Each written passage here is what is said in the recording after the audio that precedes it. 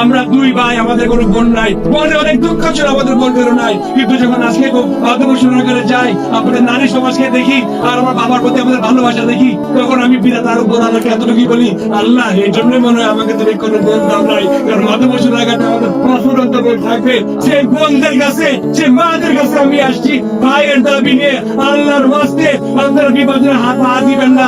আপনাদের ফুটফুটে সন্তান দিলে তাকিয়ে যুবক সমাজ থেকে নিজের সাথে, নিজের কুড়ানোর সাথে, মধ্যপুরের উন্নয়নের সাথে 5টি বছরের জন্য একদিন কষ্ট করেন, 5টি বছর আরামে থাকেন। আমার বাবা ফজল সাহেবকে নারী শিশুকে ভর্তি আপনারা যোগাযোগ করুন।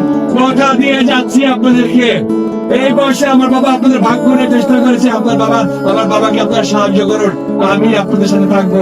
আর ভাই বোনের সম্পর্ক দুনিয়ার সবচেয়ে পবিত্র সম্পর্ক, সবকিছু বিক্রি হয়, ভাই বোনের সম্পর্ক বিক্রি হয় না। আপনারা রাখিতে বিশ্বাসী, আমি একদিন রাখি জন্য আসবো। আপনাদের কাছে কথা দিয়ে গেলাম, আমি আপনাদের কাছে আসছি। আপনার আগামী 12 তারিখে অনেক কষ্ট পরিস্থিতি দূরে থাকবে।